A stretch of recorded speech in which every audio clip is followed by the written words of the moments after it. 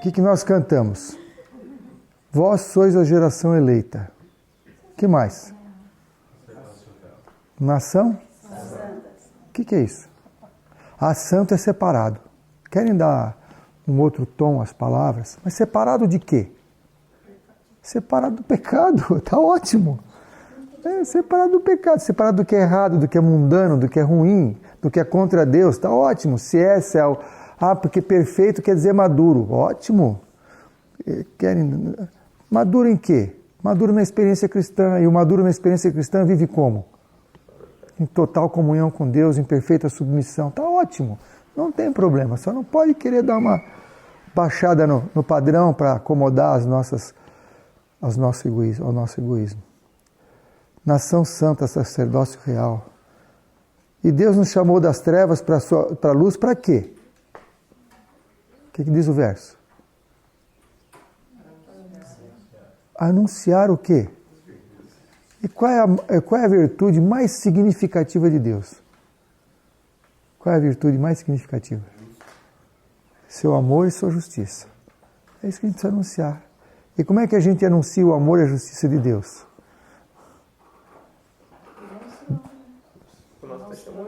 Demonstrando através da nossa vida que a sua palavra é verdadeira, que as acusações de Satanás são falsas, que a gente falou ontem, que a lei de Deus é justa e pode ser obedecida. E isso que Deus está pedindo para a gente anunciar. Semeis testemunhas. Mas antes tem o quê? Recebereis a virtude do Espírito Santo. É só pelo poder do Espírito. Se você quer fazer isso sozinho, não adianta, esquece, não vai. Você vai se frustrar. Recebereis a virtude do Espírito Santo e ser-me-eis testemunhas. É só depois de receber a virtude do Espírito. Não, fique em Jerusalém, até que do céu sejais revestidos de poder. A gente quer ao contrário, a gente quer sair para pregar sem ter o poder. A gente passa vergonha. Hein, Wilson, já pensou nós dois saindo vender remédio para crescer cabelo? Como é esse? A gente bate palma, olha, tem um remédio que faz crescer cabelo, que é coisa maravilhosa. Se não vende um, ainda vão dar risada de nós. Pensa se não é isso quando a gente sai pregar sem ter a virtude do Espírito Santo. A gente sai, passa vergonha. Porque a gente quer mostrar uma coisa que a gente não vive, que a gente não tem. E aí é ridículo. Entende? Aí vira comércio, a religião vira comércio, aí vira outras coisas mais. Quantas notícias que a gente tem de situações desagradáveis que aconteceram quando alguém foi aconselhar a outra pessoa do sexo oposto e a coisa degringolou. Por quê? Vai sem a virtude do Espírito. Aí o Satanás aproveita. Então, precisamos estar preparados com o poder do Espírito. E como é que faz para ter o poder do Espírito? Como é que faz? Oração. Tem que pedir, clamar. O que os discípulos fizeram? União. Confessaram seus pecados. Tiraram as rusgas, as diferenças entre eles. Porque cada um queria ser mais que o outro. E tiraram as diferenças, se uniram, pediram perdão. E a gente pode pedir igual Davi, Senhor, qual é a palavra que ele usa? Não é vasculha, é sonda meu coração e me mostra o que eu tenho de errado. A gente tem que pedir para Deus mostrar o que a gente tem de errado. E os irmãos podem ajudar uns aos outros, mostrando o que vê no outro de errado, com amor, com compaixão, com carinho, a esposa com o esposo. Quando a gente mudou para cá, nós tivemos assim um início um pouco conturbado, muitas coisas diferentes, né? E eu ficava bem nervoso em algumas situações, principalmente com o pedreiro. Eu pedi um negócio, quando eu via estava feito diferente, e sem a pessoa falar nada, e mudou o que eu pedi, porque ele achou que era melhor, mas não trocou ideia comigo. Eu entrava aqui fuzilando, me resguardava de falar com a pessoa, mas chegava em casa e desabafava com a esposa, ficava nervoso. E ela, ô Moisés, né? Já dava um... E por outro lado, quando a gente estava marcado para receber 10 visitas, de última hora vinham 20. Ah, estou levando meu cunhado e minha cunhada, minha sobrinha. Ah, eu estou levando meu tio, minha vizinha. Pô, sexta-feira, depois do almoço, a pessoa avisa que está vindo com mais gente. E está tudo pronto, preparado, a esposa ficava num desespero de causa. Aí eu aproveitava, aquela página da Bíblia que fala de não ficar ansioso, melhor tirar, né? Corta aquela página lá, não fiqueis ansiosos, né? Tira, corta fora, não está fazendo efeito. Então essa briga, essa ironia no casal é prejudicial. Então, no nosso primeiro campo missionário é o nosso lar. A gente quer pregar fora. A gente quer pregar para as pessoas da África, quer pregar para os mendigos, quer pregar... Todo mundo precisa da pregação, mas o primeiro campo missionário nosso é o nosso lar. Esposa e filhos, ou marido e filhos, o cônjuge e os filhos. Eu sei que, pela iluminação do Espírito Santo, o Senhor, pela sua misericórdia, nos ensinou a orar juntos. E a gente ora junto todo dia. É a oração particular do casal, não é a oração do culto, é a oração do casal em particular. E um fala e o outro fala. E a gente abre o coração a Deus, porque somos uma só carne. Apesar de termos individualidade, o Senhor nos ouve como casal. E nessa oração, a gente expondo para Deus as nossas fragilidades, as nossas dificuldades, o cônjuge ouve. E vê como nós estamos clamando a Deus por vitória, por poder. E se a gente vacila durante o dia, em vez de crítica, agora o cônjuge tem outra visão. Ele está numa luta. Aí chama para orar. Chungo, vem aqui, vamos orar. E a gente se ajoelha na sala mesmo, ou na cozinha, onde estiver. E aí aquele que está percebendo a falha no outro, faz uma oração intercessória. Como é que você se levanta dessa oração? Amando mais seu cônjuge. Você levanta com mais disposição de voltar à luta espiritual, contando com a vitória de Cristo. Aí, falou, olha, você vai queimar tudo. Está diferente do que você queria, mas vai queimar tudo. Não compensa ficar aborrecido. Aí quando vai chegar o dobro de pessoas que viria, não se preocupe, meu Deus aumenta o azeite e a farinha, Ele multiplica. Nunca faltou nada, já chegou a acabar tudo, mas nunca faltou nada, ninguém saiu com fome. E assim a gente vai se ajudando. Cada um tem sua luta, tem coisas que o marido é forte, a esposa é fraca e vice-versa. Isso pode orar intercessoriamente. E não precisa esperar a noite para fazer isso, nem amanhã do outro dia. Ora na hora. Na hora que percebeu, chama para orar. Está vendo que está em luta. E assim a gente tem que se ajudar. Entre nós também. A gente pode orar. A oração, ela abre os celeiros do céu. O Senhor diz que o Senhor está esperando com muitas bênçãos, que Ele só não dá porque a gente não pede. Se Ele desse sem a gente pedir, a gente ia achar que era fruto da nossa capacidade. Olha como eu sou bom, hein? Eu sou um cara bom. Mas Deus não pode nos prejudicar, então Ele espera que a gente peça. Espera que a gente peça para a gente entender a nossa dependência de Deus. E a gente precisa da fé. A fé tem um papel muito importante nessa história, né, Nicolas? A fé é essencial. Veja só, a gente tem a Bíblia para nos ensinar o Espírito de Profecia e a gente repete os mesmos erros. O povo de Israel começou a ser presunçoso, o Senhor tirou a mão protetora, as cobras entraram lá e picou um monte de gente. Elas picaram muitas pessoas. As pessoas têm medo de vir para o campo por causa de cobra. Eu tenho medo de cobra, de aranha, de não sei o que, de morcego. Aí fica na cidade e não tem medo de vândalo, não tem medo de estuprador, de assassino. Você sabe que morre muito mais gente de acidente de automóvel do que de picada de cobra? Meu amigo pediatra, que era médico em Manaus, disse que raramente atendia alguém picado de cobra. Raramente. Isso em Manaus, no meio da floresta lá.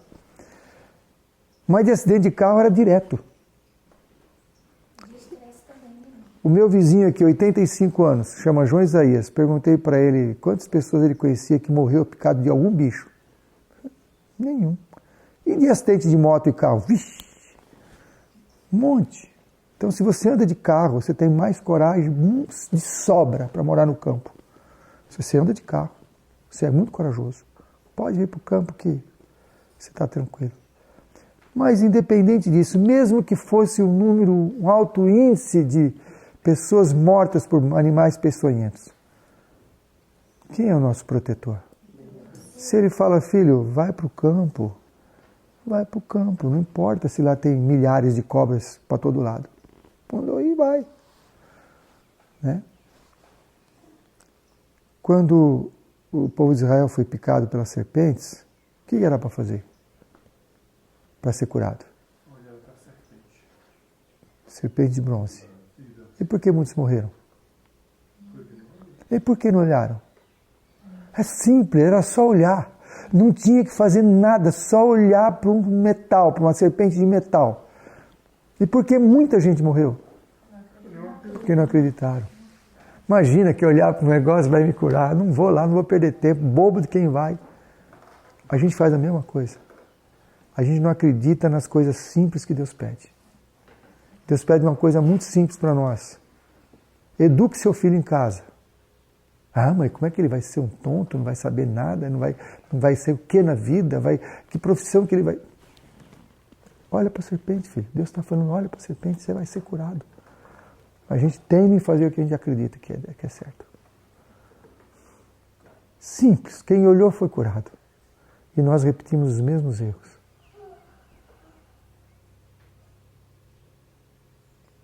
Isso é fé. Se a gente não confia, Deus não pode abençoar. O povo de Israel chegou na portinha de Canaã. Senhor, essa é a terra que eu vos dei por herança. Mana, leite e mel. Terra produtiva. Não, vão mandar espias. Eles têm que ter planejamento. Esse negócio de assinar louca, não. Tem que planejar. Você sabe a história. Deus não mandou espias. Mandou entrar na terra. Eles pediram para mandar espias. E a gente sabe o resultado. Dos 10, quantos que vieram com bom relatório? Vocês sabem, meninas? Dos espias? Dos 12, quantos vieram com bom relatório? Quantos? Quantos vieram com bom relatório? 2. Josué e Caleb, vale os de baixo. Josué e Caleb. E os outros 10, a terra tem gigante. Ai, as muralhas. Ai, nós somos gafanhotos aos seus olhos. Ué, você quer olhar para as dificuldades? Pode olhar, dificuldade tem. Ai, como é que eu vou me sustentar no campo? E não sei o quê. E o meu empreguinho concursado? E agora? E o meu plano de saúde? E não pega celular? E o lixeiro não passa? E não tem disque pizza? Não tem mesmo. Aqui não tem disque nada. Nem disque emergência, não vem. Se pegar fogo, não adianta chamar o bombeiro, não vem. Tem que ajoelhar e orar ao Senhor. Aqui pegou fogo. Eu estava passeando com um pastor, ele estava aqui, fui mostrar a região para ele. De longe eu vi fumaça. Ih, pastor, está pegando fogo, fim de agosto, seca. Terrível essa época, muito terrível um lugar pegar fogo, que triste. Mais perto falou, pastor, lá deve ser algum vizinho meu, porque está ali na minha região. A gente nunca imagina que é com a gente. Mas, ih, pastor, no nosso sítio. Chegamos aqui, a Gabi estava se levantando da oração, aqui nessa varanda. Aqui não tem controle. Fogo de morro acima e água de morro abaixo, ninguém segura. Pegou no napi ali. Aí a Gabi... Quantos já conhecem essa história? Quantos? Você conhece? 6? Só 2? 3? Tá, não, se só 3 conhecem eu conto, senão eu ia pular. Aí a Gabi fez a oração seguinte, que se nós tínhamos lições a aprender, que o Senhor nos ensinasse lições sobre isso. E se fosse de sua vontade, que Ele nos protegesse do fogo. Mas ela que tinha um pedido especial, que o fogo não passasse para o vizinho. Porque época da seca, o gado magro, o restinho de pasto dele era na nossa divisa. O resto ali no morro estava tudo sem nada. Se queima o restinho de pasto dele, que mau testemunho que a gente vai dar. E aí saímos para fazer a nossa parte, que é nada. mas a gente tem que fazer a nossa parte, mesmo ela não sendo nada. E fizemos tudo errado. Fui de bota de borracha. Fui no meio do fogo de bota de borracha. Peguei cipreste, pegamos cipreste. Só que a gente batia assim no fogo, apagava um monte. Não era a gente que estava apagando. Puf! O meu genro pegou a mangueira que vinha da nascente, passava pelo meio do fogo, já estava meio derretida, estava saindo um filetinho de água só, ele com aquele filetinho ia apagando, como se fosse um tucho de água. Quem estava apagando aquele fogo? Dali a pouco o vento virou de uma tal forma que soprou para o lado que já estava queimado. E apagou o fogo. Podia ter devastado tudo isso aí. Agora quer ver o impressionante? A segunda vez foi bem maior. Agora veja só que interessante. A nossa cerca, ela não tem acero. Você sabe o que é acero? Não, né?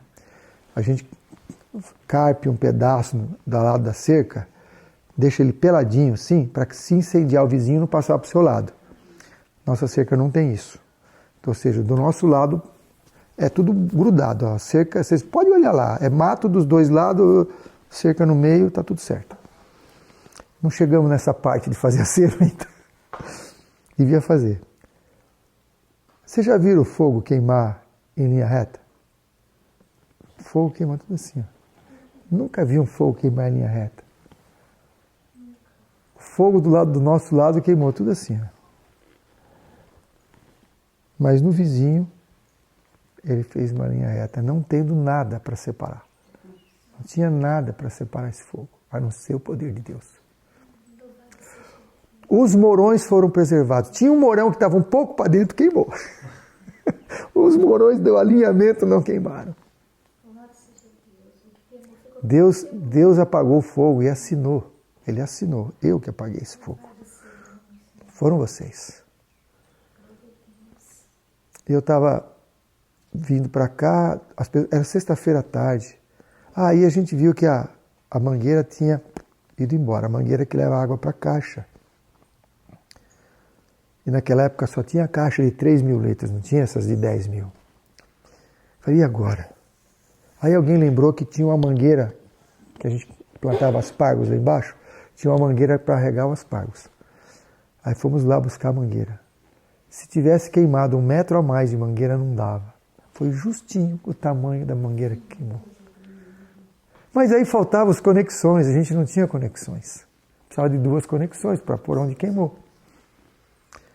Aí alguém foi lá na baia e encontrou quantas conexões? 2. 2 conexões. E a água foi restabelecida. Eu vou duvidar do poder de Deus? Pode. Eu fiquei um pouco lá ainda, porque teve um lugar que reacendeu. Aí eu joguei terra.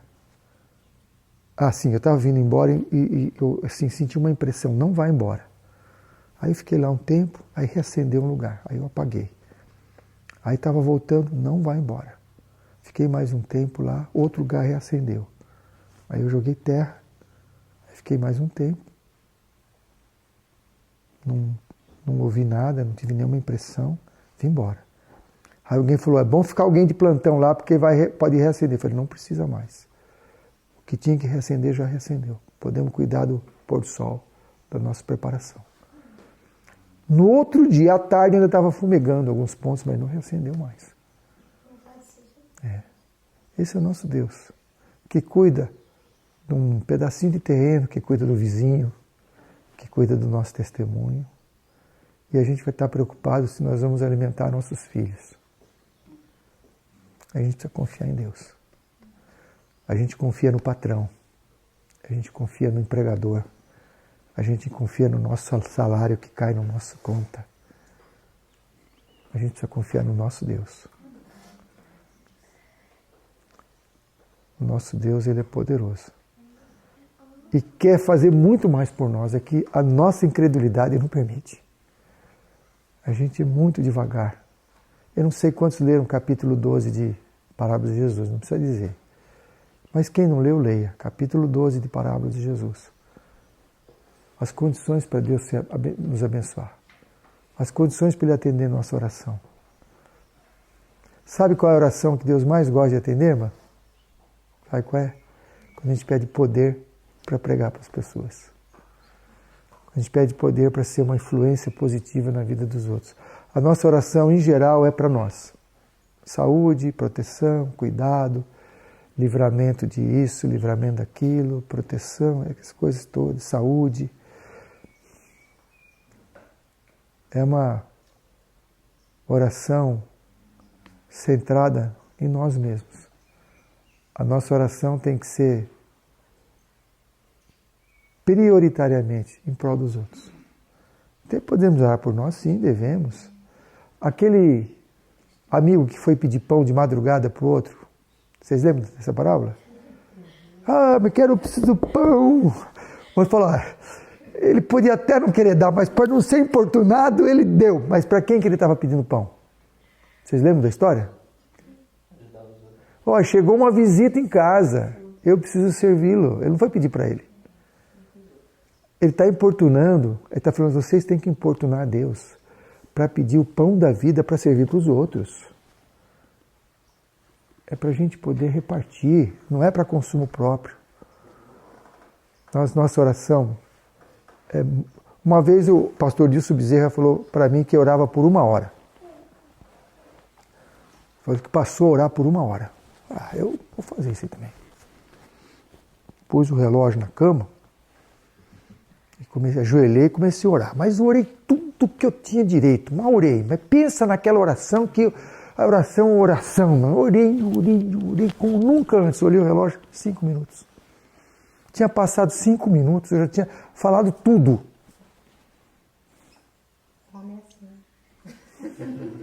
5 minutos?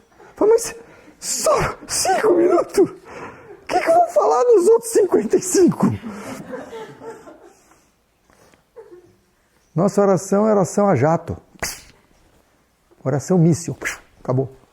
Tem uma que é assim, tu sabes. O Senhor já sabe tudo, tu sabes e acabou. A gente não aprendeu a orar. Não aprendeu a abrir o coração a Deus, conversar com Deus, contar das suas dificuldades, dos seus planos,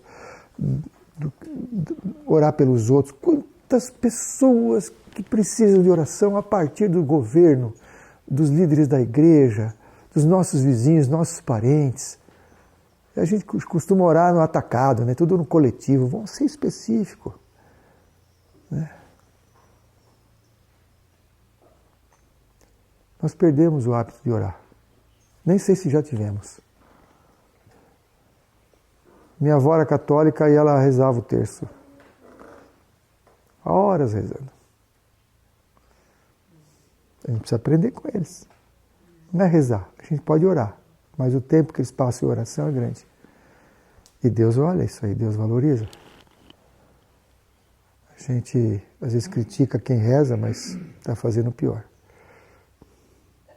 Os espias que vieram com um bom relatório. Tinha coisas negativas para dizer? Tinha, mas eles trouxeram o positivo. Tem coisas ruins no campo? Tem.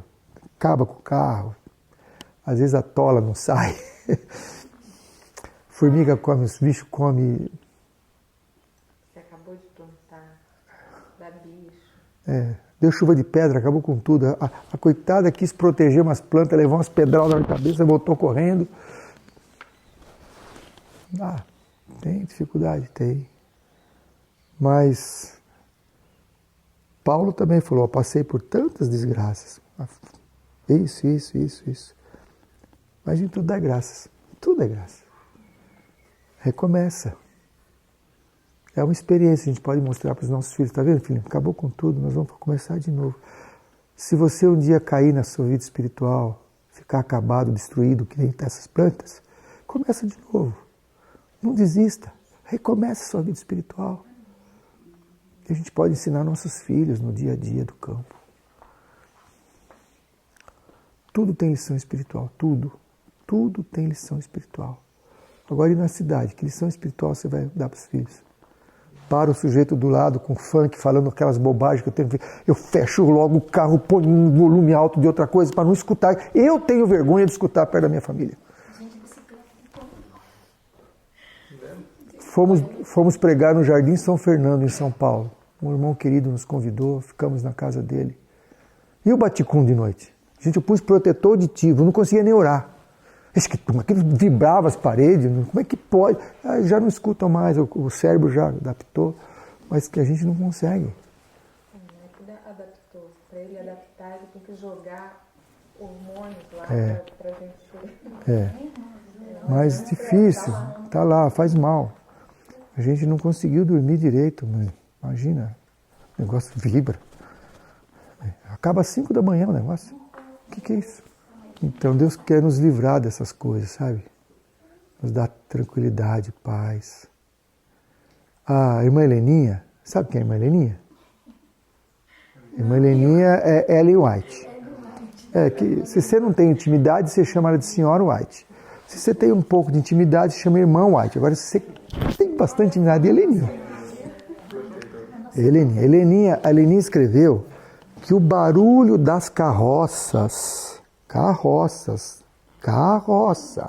nas cidades debilitam a saúde mental das pessoas. Das carroças.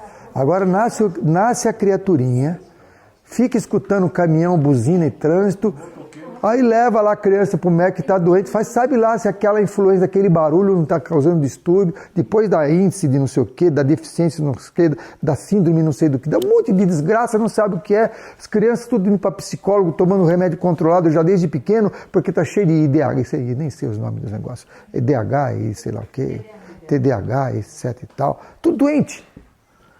Criança tudo nervosa, tudo agitada. Como é que pode? Tudo turbinado, além de comer errado, cheio de açúcar, cheio de alimento com estimulante, chocolate, cafeína e Coca-Cola, essas coisas. Um ambiente fechado, não tem o que fazer, vai pro joguinho mais estimulante. Oi, coitado das crianças. Fico com dó dessas criaturas. Muita pena. Solta essas crianças aqui, deixa gastar energia, toma sol. Vai ficar tudo com saúde. Pé no chão.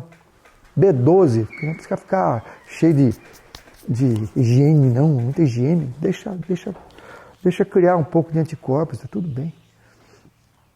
Depois desverme. Depois toma. Compra vermes aí umas 2 vezes por ano. Tá tudo bem. Criança precisa tomar sol, trabalhar, ajudar. Primeiro livro da natureza, primeiro livro de Deus é o trabalho útil. Trabalho útil. Bom, vamos voltar aos espias. Os que ficaram fiéis a Deus tiveram que partilhar do castigo dos outros. Os outros que erraram, deixei Israel, eu quero ir. Não falaram nada, não reclamaram. Pode ser que a gente tenha que partilhar das condições negativas que o nosso país passa, que a igreja passa, mas sem reclamar, em tudo dá graças. Porque nós temos uma missão, a nossa missão qual é? Orar intercessoriamente, dar bom testemunho. Não é se isolar. A gente não vem para o campo para se isolar. Primeiro que a nossa luta não é contra a carne e o sangue, nossa luta é contra o diabo, ele sabe onde a gente está. Eu não tenho Facebook, eu não tenho WhatsApp, eu não faço cadastro em lugar nenhum. O diabo sabe onde você está, criatura. Você vai esconder de quem? Não tem que esconder. Então nossa guerra não é contra partido A, partido B, nossa guerra é contra o diabo. E ele sabe onde a gente está. E os espias ficaram, Josué e Caleb passaram os 40 anos no deserto junto com os outros. E quando Caleb chegou, depois dos 40 anos, ele falou o quê? Quem lembra o que ele falou? Já estava com 80 anos de idade. Tinha a mesma força. 80 anos, o que ele pediu para Josué? O pior lugar. Me dá aquele morro que tem os gigantes. Me dá aquele morro. E foi lá. E com o poder de Deus derrotou os gigantes. Qual é o gigante na sua vida? Qual é o gigante que te assusta? É o emprego? É o salário? É o que é o gigante que te assusta? Me dá um morro, me dá um monte com os gigantes. O velhinho de 80 anos foi lá e derrotou os gigantes. Não foi ele que derrotou, foi o poder de Deus. temos essa fé? Nós precisamos dessa fé.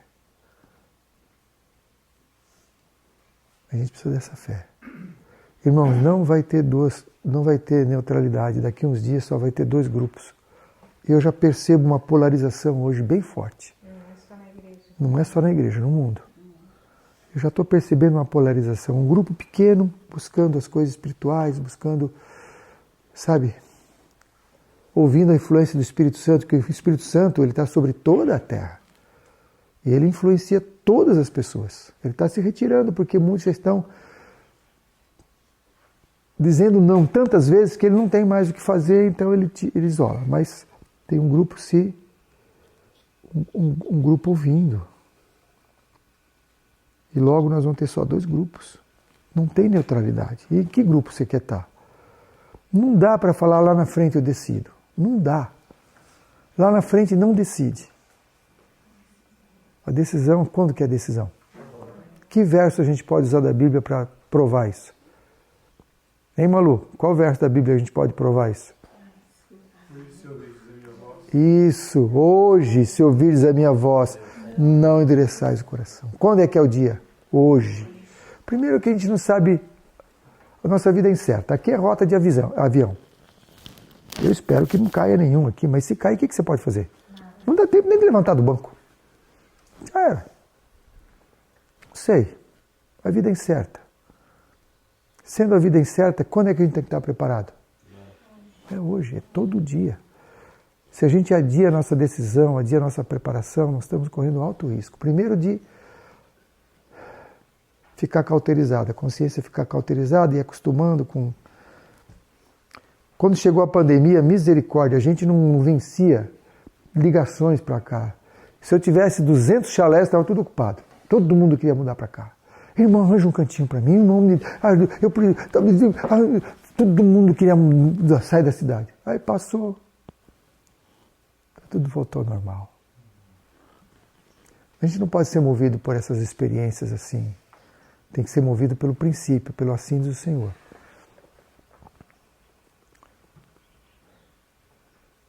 E o que é fé? Fé é acreditar no que Deus falou, sem discutir. O que você acha que é fé, Nicolas? O que é fé para você? Acreditar em algo que eu não posso provar fisicamente.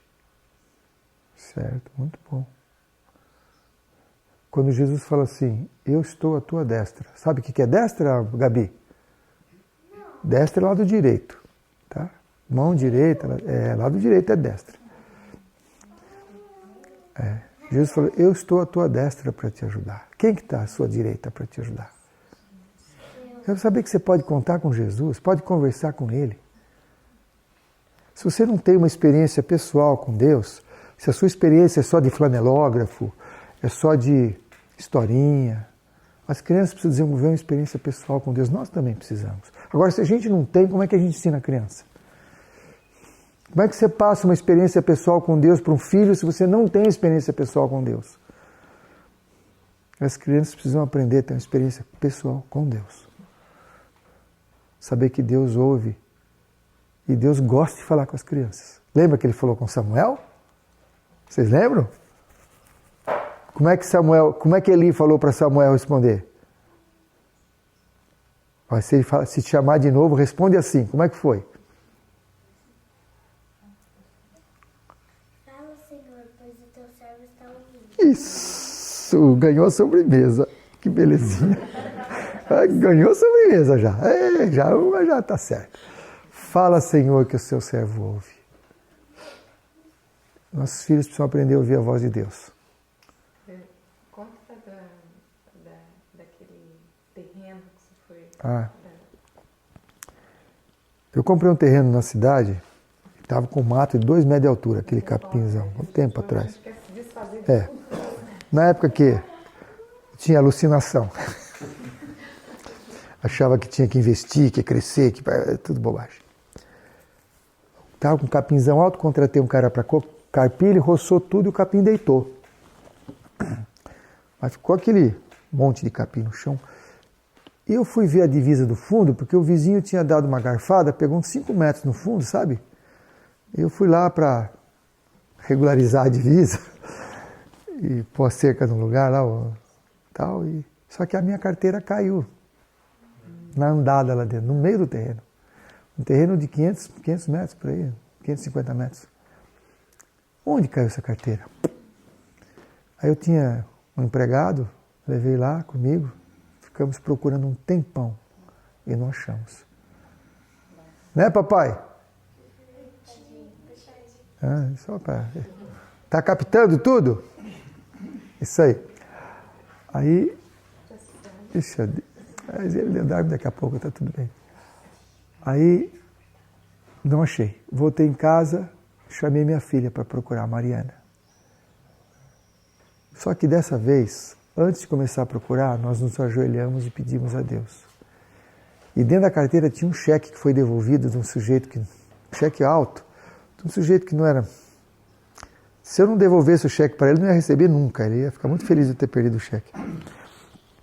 O cheque que tinha sido depositado e voltado. E nós fizemos oração. Pedimos a Deus, Marianinha orou, eu orei. Quantos anos ela tinha? Menos de 12. Sim. Uns 10 aninhos, 9, 10 anos. Por aí. Aí ela orou também. Assim, a gente pede, mas deixa nas mãos de Deus. Senhor, se for da tua vontade, que a gente encontre essa carteira. E se não for, nós vamos ficar gratos da mesma forma. Aí nos levantamos da oração. Ela falou, pai, o senhor começou a procurar, da outra vez, o senhor começou a procurar por onde? Falei, comecei a procurar aqui do início e fui para o fim. Falou, vamos procurar o contrário? Vamos começar do fim para o começo? Falei, vamos. Aí eu estava me dirigindo para o fundo do terreno. Quando passando por um determinado lugar, senti a impressão de procurar ali. Eu afastei o mato, a carteira estava ali. Não precisei procurar. Foi, sim, minutos depois da oração, o Senhor falou, a carteira está aqui. Deus sabe onde está a carteira. E por que ele não respondeu? Por que ele não mostrou na primeira vez? Porque eu não pedi. Porque eu não orei, que eu não confiei nele. Agora, o que isso exerce de influência na criança? A criança que viveu essa experiência, aí nós ajoelhamos ali para agradecer. Sabe que Deus tem um Deus pessoal, um Deus que responde a oração. E outra, o que é uma carteira diante do universo? É nada. Se eu perdesse aquela carteira, o que ia acontecer na minha vida? Praticamente nada. Não era uma coisa... Mas Deus responde nas mínimas coisas. Tem muito. Eu podia passar o resto do dia contando isso para você. Aquela que você foi para Extrema. Estava meu pai e a minha filha no carro. Ela ainda usava aparelho e fazia mensalmente manutenção. Eu saí aqui com folga, né? Vocês já viram que eu não gosto de atraso, né? Eu tenho horror a atraso. Então eu não gosto de chegar atrasado em lugar nenhum. Nem na inauguração do supermercado eu gosto de chegar no horário. Aí saímos com prazo tranquilo para chegar tranquilo lá. Tô de caminhonete com essa caminhonete velha aí. E assim que peguei a pista, Fernão Dias, eu escutei assim, não é audível, mas é uma impressão tão forte que você não consegue ignorar. Assim, entre em Extrema. Falei, o que eu vou fazer em Extrema? Fiquei pensando, o que eu tenho que fazer em Extrema? Não tem nada para fazer em Extrema. Como entrei em Extrema para quê? Não faz sentido. Mais na frente, entre em Extrema. Eu falei, bom, deixa eu ver. Lembrei. Eu levei uma roçadeira para consertar. Mas o cara nem avisou que está pronta. E eu, o que eu vou fazer levando uma roçadeira atrás de mim? Posso pegar na volta, não preciso pegar na ida. Não faz sentido eu pegar na ida e nem sei se está pronta. Abandonei a ideia. Quando eu estou chegando no trevo de Extrema, aí foi um grito, não foi a voz. Entre em Extrema. Eu entrei em Extrema. Entrei em Extrema. Entrei, não sei por que eu entrei. Passei a primeira lombada. Tem o portal, passei a segunda lombada. Na terceira lombada, a roda traseira esquerda travou. Ela rodou de lado. Secou a roda. Pisei, travou. Você sabe, né? Trava uma roda, o carro gira. Aonde eu estava? Em frente à mecânica. O cara estava na porta puxando um paiado, sabe aquilo? O paieiro lá. Travou a roda, né? Entra aí. Aí o carro foi arrastado, né? Porque só 3 andando. Aí ele olhou, falou, eu não tenho como arrumar, mas eu posso isolar essa roda. Eu destravo ela, isolo o freio e você viaja. E ele fez isso, nem cobrou nada. 5 minutos ele resolveu, só isolou a roda. E eu fui para Hortolândia. Agora eu pergunto para vocês, onde ia travar essa roda? Quando você chega em Extrema, tem uma serrinha. Depois tem uma descida que é tudo assim, ó, tudo em S. O que ia acontecer na hora que eu pisasse no freio? Ia capotar o carro, irmão. Com meu pai e minha filha juntos. Os filhos veem isso e sabem que tem um Deus que cuida de nós. Aí eu falei, mas por que Deus não consertou a sua roda e não falou nada? Deus tem poder para lá e manda um anjo, ó, conserta aí ou isola a roda. Eu ia ficar sabendo? Eu pensei que o livramento seria apenas para não ficar a pé. Não, que a pé nada.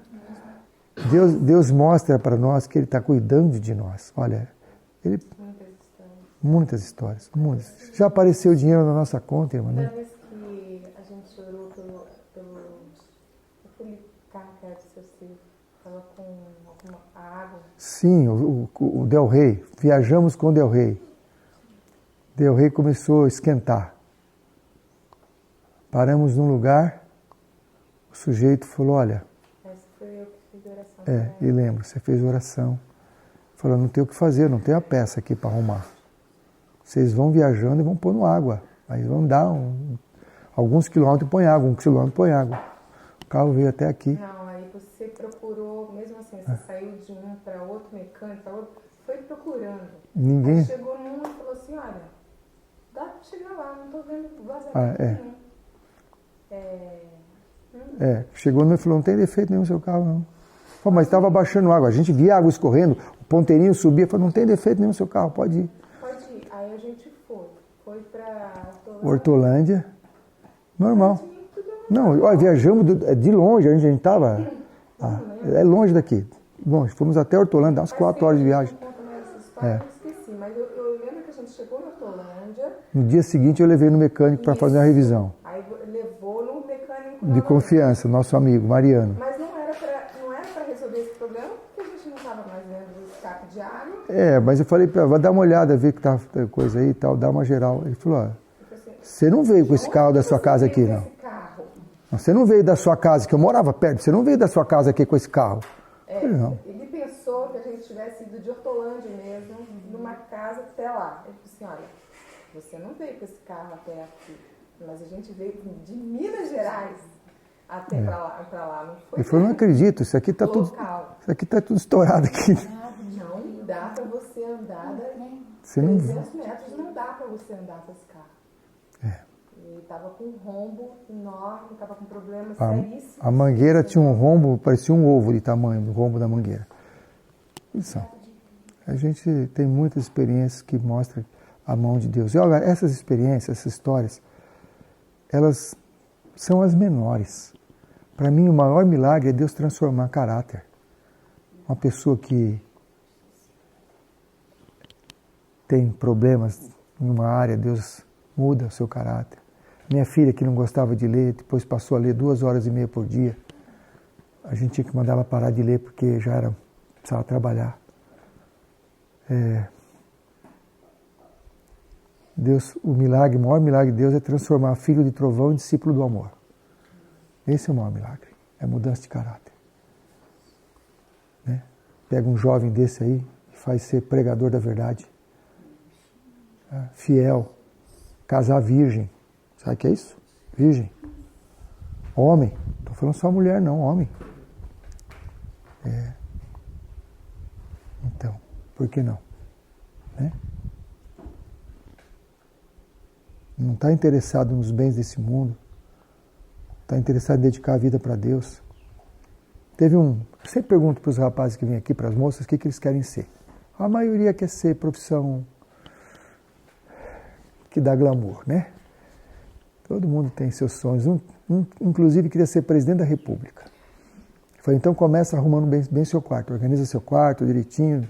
Você, né? Vai crescendo de anseios. Teve um que queria ser astronauta. E uns queriam para os Estados Unidos, outros para a Europa, uns querem ser arquiteto, advogado, tem de tudo. Mas teve um que falou que queria ser presidiário. Presidiário? Mas por quê? É que fica na cadeia. Por que você quer ser presidiário?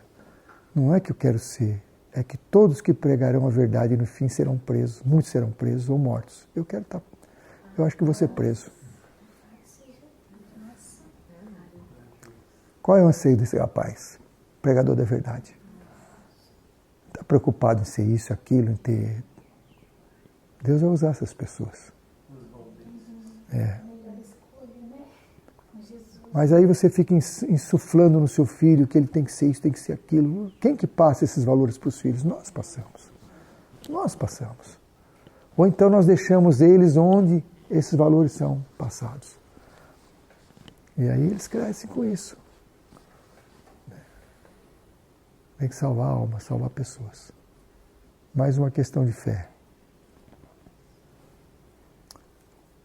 Quando Jesus chamou Eliseu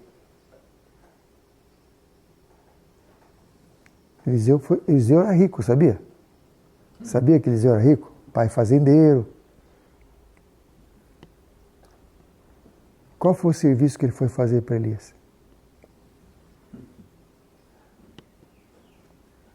Você sabe, Maria? Não, ele foi fazer serviço de escravo. Ele foi lavar os pés e as mãos do profeta. Fazia parte do serviço dele. Quem fazia isso era o escravo. Agora o sujeito sai da casa do papai, filhinho de papai, riquinho, e vai trabalhar de escravo para o profeta. Você topa? Ou você quer só na internet lá, fazer edição de vídeo? Sou bom nesse negócio.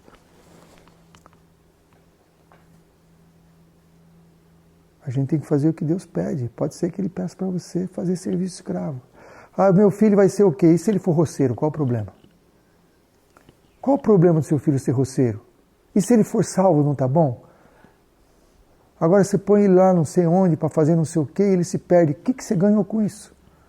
Sabe quantos por cento dos adventistas se apostatam depois que entram na faculdade? Sabe quantos? 90%. Não quer dizer que os 10% estejam firmes, não. Que não tem nenhum incêndio que estão na igreja que tem firmeza. Mas 90% se perdem definitivamente, estão lá, abandonam tudo. Não definitivamente, completamente. Abandonam. Nós vamos correr riscos? Para que correr esse risco? Né? Eu sei que se eu falar isso em alguns lugares, eu posso sair apedrejado, vaiado, porque isso é loucura, mas a palavra de Deus é loucura para o mundo.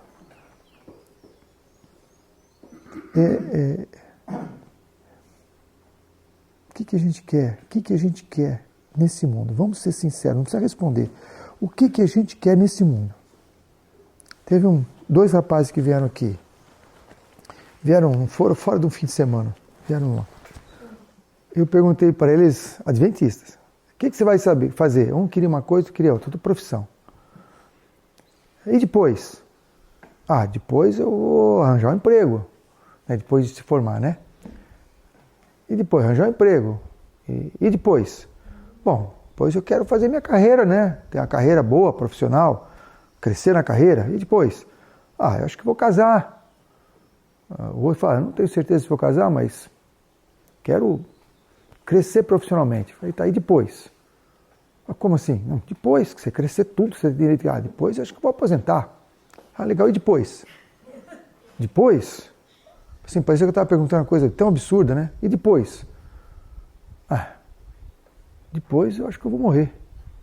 E depois? Depois? Depois mais nada. É isso que eles acharam. Aí depois da morte tem muita coisa. Vai ter uma ressurreição, ou para a morte ou para a vida. Foi depois da morte você vai esperar a volta do Senhor. Ou você vai ressuscitar na primeira ressurreição e vai com o Senhor para os ares, para as mansões eternas, ou você vai ressuscitar depois do milênio e vai para o inferno. Qual que você quer estar? Eu quero estar na primeira. E quando é que você vai escolher? No dia da ressurreição? Não. É no dia da morte? Não. Quando é que você escolhe em que ressurreição você vai estar? É hoje. Hoje que você escolhe em qual ressurreição você vai estar. É hoje. Não é na véspera. Porque a gente não sabe quando vai morrer. Nem sabe se vai ter tempo de alguma coisa. O Tancredo está até hoje achando que está na operação. Lembra que foi operar e não voltou mais? O Tancredo acha. Quer dizer, quando ele ressuscitar, ele acha que está saindo da operação. Não tem mais jeito. Ele foi anestesiado e não voltou mais. Eu tenho alguns amigos que foram assim. Foram para a cirurgia, tudo bem, tudo certinho. Um amigo nosso foi tirar um cálculo renal, um negócio assim, coisa simples. Não voltou mais. Esteve aqui na nossa sala, sentado nesse sofá.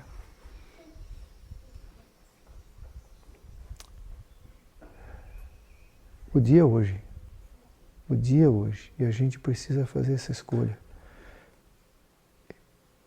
Escolhei hoje a quem servais. Eu e minha casa serviremos ao Senhor. Não importa a coletividade. Vocês escolhem quem você quer. Eu e minha casa serviremos. Você é responsável pela sua família.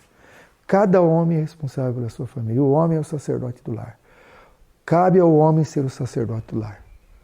Se o homem não é o sacerdote do lar, a mulher deve assumir. Mas é melhor que seja o homem.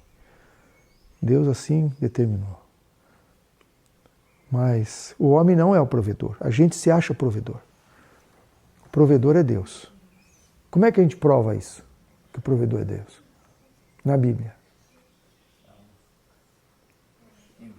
Salmo 127, 2. Vai lá. Quem que sustenta o ser humano? Não é o homem. A gente tem uma ilusão que o homem é um provedor. Hoje não, já faz um tempo que botaram a mulher também para ser provedora. Na Revolução Industrial, o homem saiu de casa. Na Revolução Feminina, a mulher saiu de casa. Na Revolução Tecnológica, o diabo entrou em casa. Vocês estão entendendo o que aconteceu? Que é tudo preparado para matar os nossos filhos, para matar a família, para matar a sociedade. Tira o pai de casa, a mãe de casa, deixa os filhos com a internet, com coisa... Tudo errado. Aí o que eu vou fazer com a minha profissão? Aplica em casa. Ajuda os vizinhos. Não se preocupe, eu fiz ciência da computação. Se o Senhor não edificar a casa, em vão trabalham os que edificam. Se o Senhor não guardar a cidade, em vão vigia a sentinela. Eu estudo 2. Inútil vos será levantar de madrugada. Inútil vos será levantar de madrugada, repousar tarde, comer o pão de dores, pois assim dá ele aos seus amados sono. Eis que os filhos... Tá bom, até aí. Essa tradução não está muito clara. Tem outra tradução que diz... Por favor, lê. O 2, só o 2. Só o 2? Em vão é para vos levantar cedo, repousar tarde, comer o pão da tristeza, pois assim ele dá ao seu amado o sono. Tem uma tradução que diz que Deus alimenta os seus amados enquanto dormem. Deus alimenta, não é para você dormir o dia todo, não é isso? Porque o 4º mandamento fala 6 dias trabalharás. Mas precisa não ficar ansioso. Precisa ficar ansioso. Os passarinhos comem todo dia, eles não ficam preocupados com o dia de amanhã. Mas eles levantam cedo e já fazem o culto. Sabia, Gabi? Que a primeira coisa que eles fazem é cantar para Deus? Eles acordam e já cantam. A ornitóloga, cadê? Né, bem? O que os passarinhos fazem logo cedinho? Cantam. Então levanta, não vai já para brincar. Levanta e já vai pegar a boneca. Não, levanta e vai fazer o culto. Vai agradecer a Deus pela noite de sono, pelo novo dia. Começa o dia com Deus. E depois vai para as tarefas. Tira seu horário de leitura e vai para as tarefas. e confia que o Senhor proverá. Qual o problema para Deus de prover para você o essencial? Nenhum problema. Isso é para nós, né? Porque a gente tem tanta coisa para fazer e acaba Sim, tirando da sim, meditação. sim. Lembra lá de ontem, É. quando você fez aquela lista enorme? Sim. Olha, eu estou falando para vocês, tudo que eu estou falando para vocês, eu falo primeiro para mim. Não estou de cima de um banquinho falando para pessoas, não. Eu não posso subir nem no tijolinho, tá? No mesmo nível. Mas vou contar mais essa que ela falou. Eu fui para Hortolândia e cada vez que a gente sai, a lista é grande. O Denison sabe. Quase falei Denilson, segurei. O Denison sabe, a lista é grande. Nunca dá para fazer tudo. Dessa vez eu fui para Hortolândia e eu pus protetor auditivo porque em cidade é muito difícil dormir, muito barulho. Só que aí o protetor auditivo me impediu de escutar o despertador também. Eu acordei e estava tarde, falei, misericórdia, tanta coisa para fazer. Eu vou, Senhor, eu vou pular a devoção. Eu vou deixar para de noite a devoção, porque agora já está quase 8 da manhã. Se eu não começar rápido, eu não vou conseguir fazer nada. E o senhor entende, né? O senhor entende, porque, sabe, protetor auditivo, né? Não foi que eu quis. Eu pus o despertador para 6, mas acordou 15 para 8. O senhor podia ter batido novo. Ainda põe a culpa em Deus ainda. E agora, então, o senhor entende, né, senhor? Então eu vou fazer o seguinte, eu vou fazer essa oração aqui, mas a leitura eu vou fazer depois. O raciocínio não está correto? O que fala? Buscar em primeiro lugar. E o que fala depois? A gente não acredita nisso. A gente não acredita. Aí o Senhor, na sua misericórdia, me fez lembrar desse verso. Eu falei, já entendi, Senhor. Eu vou fazer a minha devoção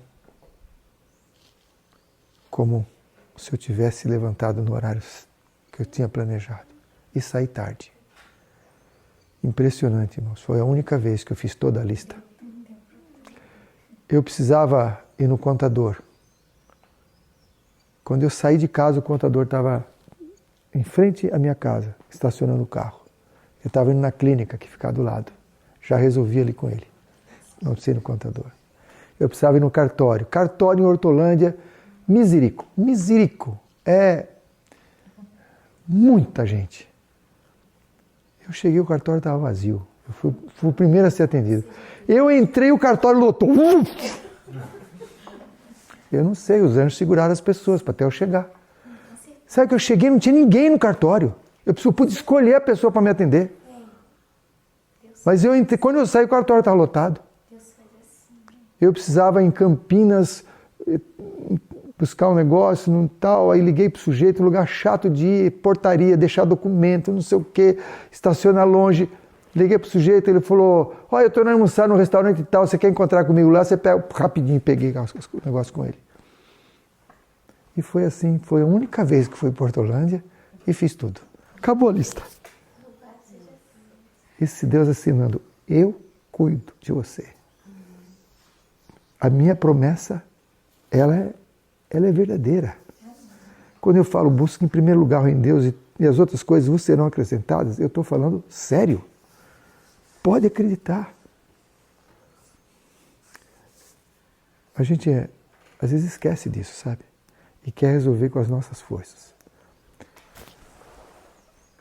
Tem ainda meia hora. Eu vou repetir aqui, vocês já devem saber disso, mas quando Jesus estava para ser crucificado, ele falou para os discípulos assim, esta noite todos vocês vão me abandonar. Quem que respondeu para ele alguma coisa? Vocês sabem, crianças? Que disse? Pedro, muito bem. Pedro falou o quê? Ele nunca ia abandonar. Isso, muito ganha a sobremesa. Já tem duas com sobremesa. Ele falou assim, todos podem te abandonar, menos eu. Eu vou contigo até a morte, se preciso for. Ele estava mentindo? Não. Pedro não estava mentindo. Impressionante que ele não estava mentindo. Se você ler sobre isso no Desejar Todas as Nações... Com a É. espada e ele usou. Quando... Mirou na quenga do... Malco. Só conseguiu O cara tirar a orelha. o cara deve ter feito assim, pegou só a orelha. Mas a gente sabe a história. Jesus falou para ele, Pedro, esta noite, antes que o galo cante, 3 vezes você vai me negar. E a irmã Heleninha, descrevendo essa cena, diz que Pedro teve excesso de confiança em si, autoconfiança. Quando Jesus falou, esta noite, antes que o galo cante, 3 vezes me negarás, ou mesmo antes, quando ele falou assim, hoje todos me abandonarão, ele podia ter caído aos pés de Jesus e falou, Senhor, não permita que isso aconteça comigo. Suplicado o poder e Deus daria poder para ele. Se ele tivesse pedido, Senhor, me protege disso, eu não quero te negar. Mas ele falou, não, eu não. E não é assim que a gente faz. Pode vir decreto dominical, eu não entro nessa, eu não vou negar. É cheio de Pedro falando isso. Você sabe o que eu pensava na minha estupidez? Estupidez ao cubo. Eu pensava assim, se eu ressuscitar e olhar para cima e ver a Cidade Santa, eu já sei que eu estou perdido, porque quem ressuscita e olha para cima e vê a Cidade Santa é depois do milênio, a Cidade Santa voltando, né? Então eu tenho que olhar para cima e ver Jesus voltando, com os milhares de anjos. Se for a Cidade Santa, eu não preciso nem perguntar para o vizinho o que é. Eu já sei que é perdição. Só que aí é o seguinte, o diabo vai reunir as pessoas e falar, eu ressuscitei vocês, vamos atacar a Cidade Santa. Eu não sou bobo, eu sei que eu não vou. Eu não vou. Eu posso me perder, mas e lutar contra Deus eu não vou. Essa era a minha ideia de estúpido. Você não vai ter controle de nada, o diabo toma a sua mente. Você agora é robô do diabo. Não tem essa, não vou.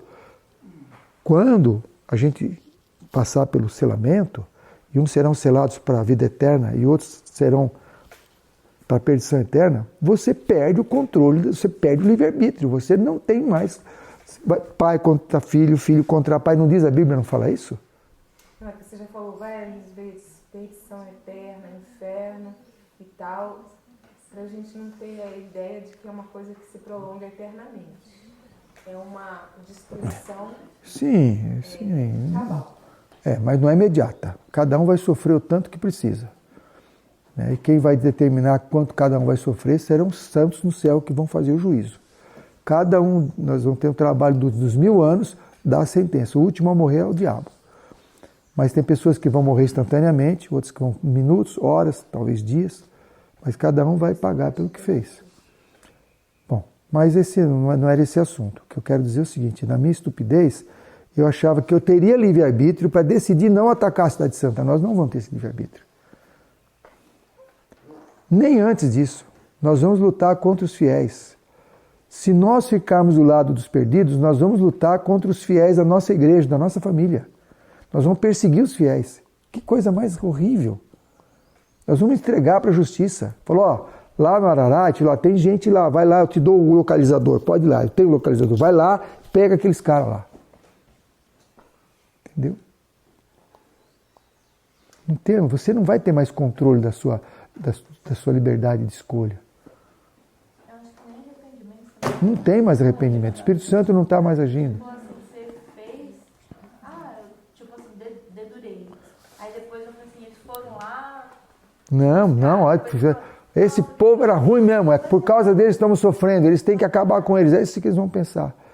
Então, voltando ao Pedro, nós podemos cair no mesmo cilada de ter autoconfiança, a gente tem que se apegar a Cristo diariamente. Eu não faço, eu não caio, sabe? Nisso, naquilo que a gente acha que é forte, nisso a gente é fraco. Então, se apegar com Deus, Senhor, salva-me de mim mesmo. Qual é o maior inimigo do homem? Crianças. Qual é o maior inimigo do homem? Não, inimigo. Inimigo do quê? O seu maior inimigo, quem é o seu maior inimigo? Diabo. Quase acertou. Ele é o segundo maior inimigo. O maior inimigo nosso somos nós mesmos. Nós mesmos somos o nosso maior inimigo, porque a gente quer coisas que Deus não quer e a gente gosta de atender a nossa vontade. Então nós somos o nosso maior inimigo. Então a gente tem que desconfiar de nós. Falar, Senhor, me livra de mim mesmo. Me ajuda a não desejar aquilo que o Senhor não deseja. E que exemplo a gente tem de Jesus nisso? Jesus estava no Getsemane e ele não queria morrer. Ninguém quer morrer. Só os doidos que querem se matar, mas as pessoas não querem morrer. Jesus também não queria morrer. E ele falou para o pai que não queria morrer. Mas ele parou aí? Não. Quem sabe o que ele falou? Das crianças. Se possível fora, passa de mim esse cálice, mas não seja como eu quero, mas como tu queres. Essa tem que ser a nossa oração. Senhor, eu não quero ir para o campo. Eu gosto da cidade, eu sou urbanoide, eu gosto de, aqui tem tudo do lado, aqui ó, tem o mercado, tem a farmácia, tem a funerária, tem o hospital, tudo aqui pertinho, né? Funerária e hospital, tudo pertinho. Tudo do lado aqui, tá tudo cômodo aqui, ó. Pode ficar doente, tomar um remédio, morrer, tá tudo certinho. Tudo do lado. Eu gosto de ficar aqui, mas não seja como eu quero, mas como tu queres. Onde o Senhor quer que eu more? Eu não gosto de ser dona de casa. Eu gosto da minha profissão, eu estudei para isso. Mas não seja como eu quero, mas como tu queres. Minha esposa, quando pregou minha primeira calça suja de barro, chorou, não sabia o que fazer com ela. Sabe? Aí ela descobriu as virtudes do tanquinho. Na máquina não sai. Descobriu as virtudes de um tanquinho, né? E assim vai. E, Senhor, eu não tenho afinidade para isso, afinidade para aquilo, mas não seja como eu quero, mas como tu queres. Se a gente fizer essa oração, Deus vai se alegrar conosco e vai nos habilitar a fazer a sua vontade. Porque Deus deu poder para Cristo morrer. Tanto que ele falou, perdoa que não sabe o que fazem. Ele não pediu livramento. Quando ele entendeu que era para ele morrer, ele não pediu mais livramento. Ele pediu perdão pelos outros. Então a nossa vida precisa ser um constante, Senhor, que queres que eu faça? Senhor, não seja como eu quero, mas como tu queres. Só um pedido eu faço, né? É. Quero morrer igual meu mestre. Não me bote de cabeça para baixo, tá bem. Pedro no final pediu para morrer de cabeça para baixo, que não se sentia digno de morrer como Jesus morreu. Até o fim ele ainda tinha lembrança do que ele tinha feito. Ele tinha tristeza por aquilo, de ter negado Jesus.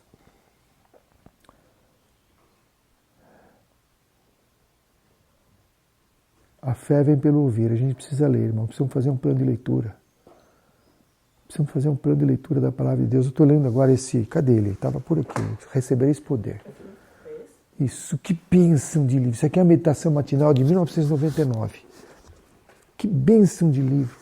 Fala do Espírito Santo do começo ao fim. Que bênção de livro. Vou deixar aqui se alguém quiser olhar, ver uns sublinhados aí. Você leu a série Testemunhos para a Igreja, são 9 volumes. 9 volumes. Você olha aquilo, mas se você lê 13 páginas por dia, você lê tudo em um ano. Você tem 19 anos? Você já lê desde que idade? Eu não tenho lembrança minha porque eu não lembro, mas eu tenho certeza que foi a partir dos 8 anos ou mais. Então, tá ótimo. Devia começar a ler a partir dos 8, mas tudo bem. Começou a ler antes, tá, já foi. Mas dos 10 anos já pode ler Testemunhos para a Igreja. 13 páginas por dia. Em um ano ter lido. Você podia ter lido 5 vezes tudo isso aí, 6 vezes.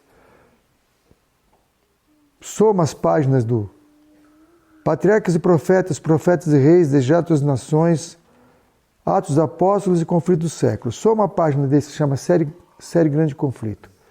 Soma as páginas, divide por 365, lê. Um pedaço por dia, em um ano você lê tudo. Palavras de Jesus. Caminho a Cristo é para ler num dia. Vai viajar? Quantas horas? Não, sabe por quê? Porque cada capítulo... Mas olha, depois lê de novo. Vai viajar? Pede para a esposa ir lendo.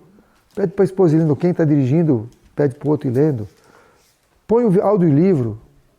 Tem cheio de audiolivro, tudo. Vai escutando. Tem que aproveitar o tempo.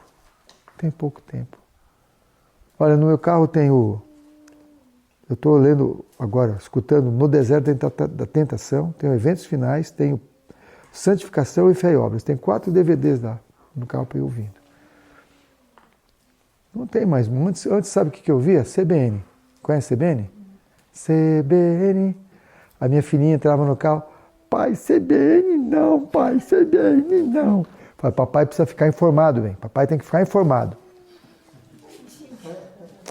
Informado de quê? O que é que nos liberta? A verdade, não é notícia. A notícia é o que o diabo fez no mundo. Por que eu quero saber o que o diabo fez no mundo? Estuprou, roubou, não sei o que, fraudou, não sei o que lá. Eu não quero saber nada disso. Eu não preciso saber de operação isso, operação aquilo, não faz nenhuma falta para nós. Agora, não conhecer a verdade pode levar a gente para o inferno. Põe lá. Põe Bíblia melódica para as crianças decorarem. Saber os versos de Deus. Guardei a tua palavra no meu coração para não pecar contra ti. Onde tem que estar a palavra? No coração, não é na hora da tentação, ligar para o pastor. Não dá. Tem que ter a palavra no coração. As crianças precisam decorar. Aproveita essa idade que eles decoram tudo. Tudo, mas tem que estar junto. Tem que ter uma influência junto, que elas não têm iniciativa. Põe para decorar. Tinha pessoas que decoraram o Velho Testamento inteirinho no passado. Entre os valdenses tinha os que conheciam sabiam decor todo o Novo Testamento e partes do Velho. Por que sabiam e a gente não sabe? No Salmo 23 sai capengando ainda, sai faltando pedaço.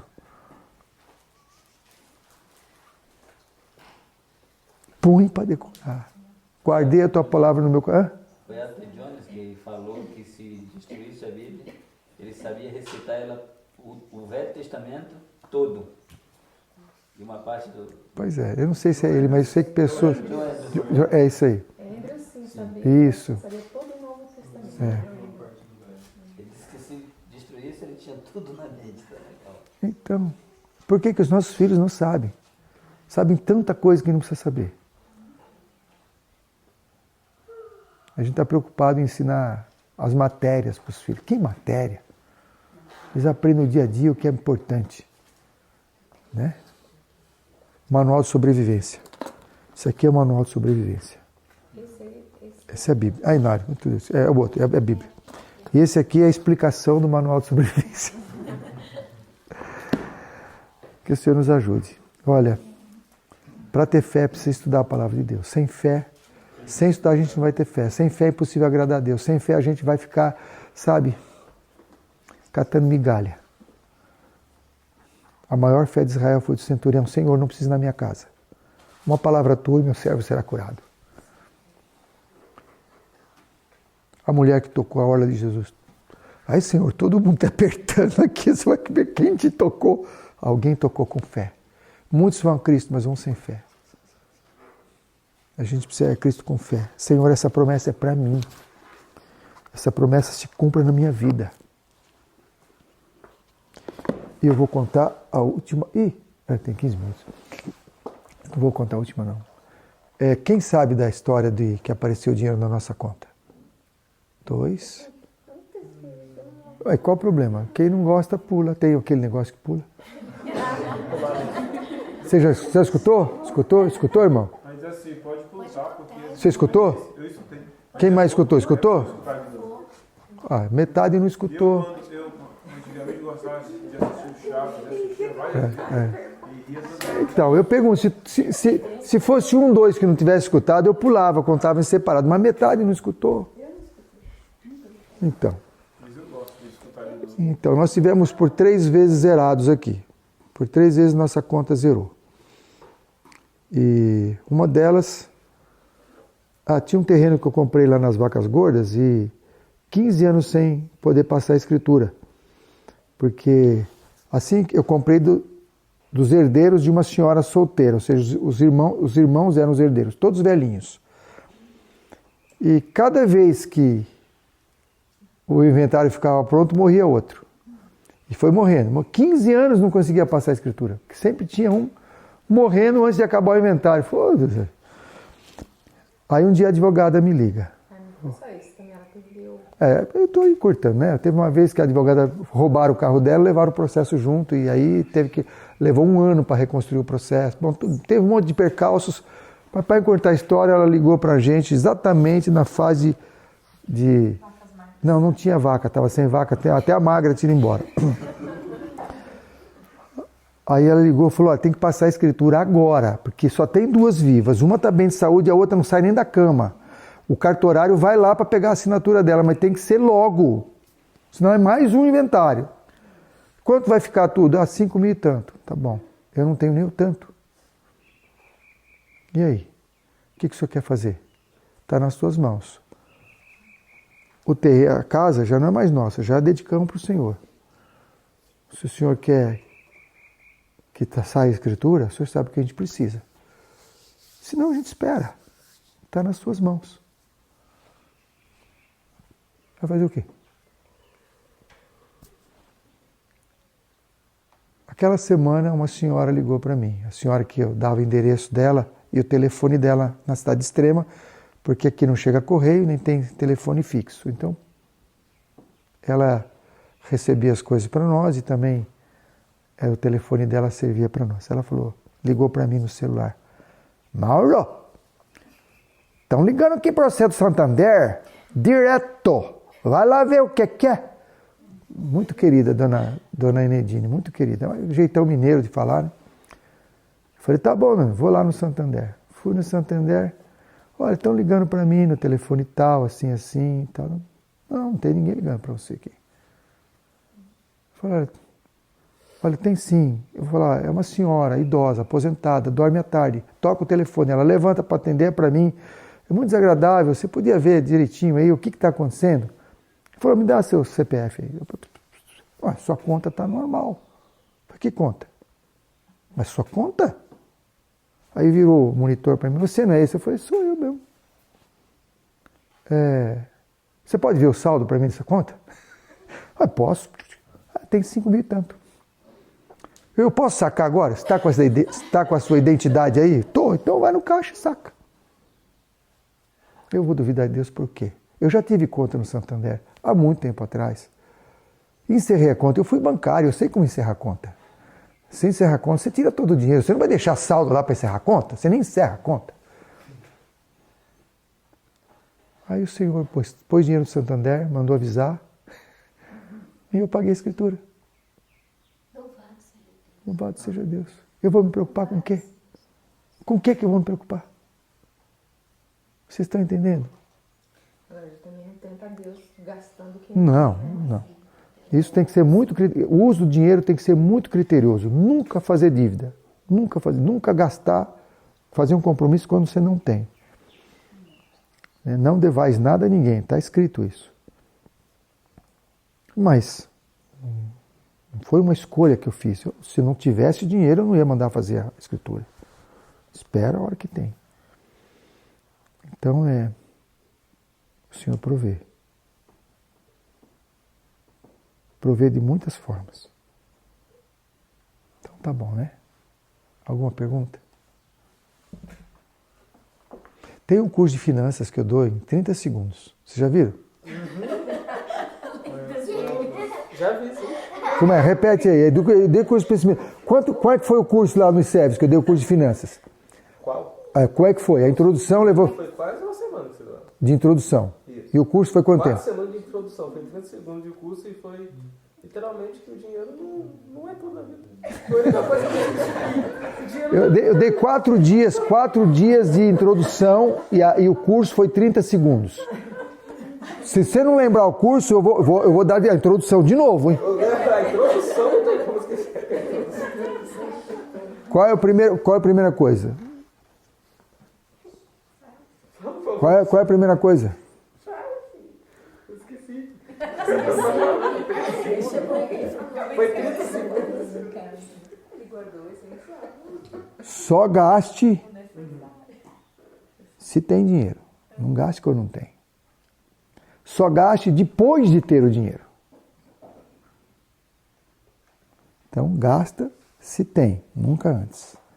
Só gasta depois de ter. Porque a pessoa compra no cartão de crédito porque vai receber lá e... Não. Cartão de crédito, esquece. É só quando já está contigo e gasta menos do que você tem. Essas são as 3 regras. Ninguém ia ter problema financeiro. Só gasta quando tem. Só gasta depois de ter. E gasta menos do que tem. Quem que vai entrar em falência? Quem que vai dever coisa para os outros? Ninguém. 30 segundos de curso. E se você é cristão, ainda tem mais uma. Gaste para a glória de Deus. Pergunta para ele se é para gastar ou não. Entendeu? Só gaste se for para a glória de Deus. Curso de 30 segundos resolve o problema financeiro de todo mundo. Agora a gente compra crediário, a gente faz dívida, a gente compra quando não tem, espera que vai entrar, não serve. Não pode. Entendeu? Não pode. Fico toda animada. Mãe, sabe quem está aqui, mãe? Eu quem, filho? Tá animada. Mãe, é aquele irmão, porque a senhora chegou a assistir um vídeo dele. Mãe, ele vai ensinar sobre finanças. Aí, filho, que bom. Tô dia pra conhecer, filho. Só ouvi um. Aí tá, depois, mãe, ele não ensinou a ganhar dinheiro. Eu pensei que ele ensinar a ganhar dinheiro mais rápido. Aqui da Tilibra, não tem? Quem ensina assim? Todo mundo acha que eu vou ensinar a ganhar dinheiro, porque eu jogava na Bolsa de Valores, tudo, etc. Fui bancário, aquela coisa toda. E não, vai ensinar. Não vai ensinar. Ele amou, irmão, porque ele não gosta de tirar foto e depois ele encaminhou para mim, ao lado do irmão e depois eu não Gabi. Aí o louvado seja Deus, meu filho, tá entendendo? Rotina, até chegar totalmente no querer de Deus. O que é a raiz de todos os males? O amor ao dinheiro. O amor ao dinheiro é a raiz de todos os males. E Timóteo fala, e Paulo escrevendo a Timóteo fala assim, quem quer ficar rico já caiu em cilada. Só o fato de querer ser rico já caiu na cilada. Não é que vai cair. O fato de querer ser já caiu. Já está na cilada. Já está na cilada. Entendeu? Porque é o Deus desse mundo. Mamon desse mundo. Aí eu tenho 6 minutos para concluir. Serviço Cristão, página 41. Lá fala que nenhum entre 20. Sabe quantos por cento dá nenhum entre 20? Menos 5%. Eu não acredito que seja matemática, mas quer dizer um número bem pequeno. Dos que têm seus nomes registrados onde? No livro da igreja. Estão mais preparados para terminar a sua história terrestre, não estão preparados para terminar a sua história terrestre, e estariam tão verdadeiramente perdidos e sem Deus no mundo como quem? Pecador comum.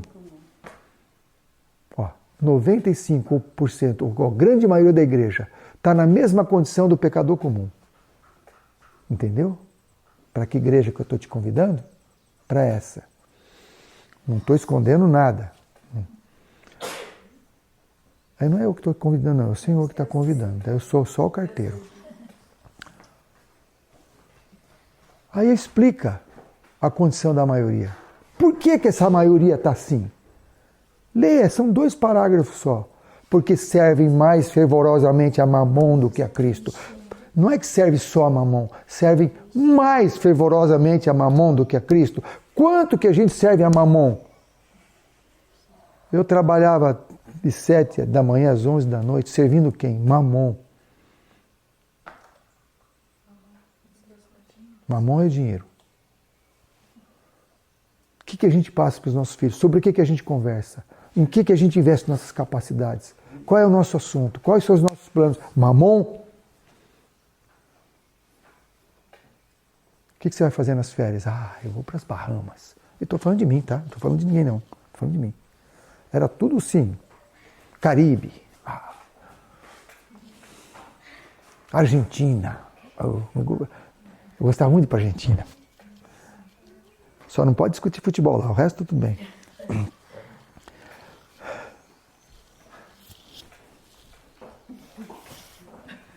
Cruzeiro. Cruzeiro. Come igual um doido. 117 quilos.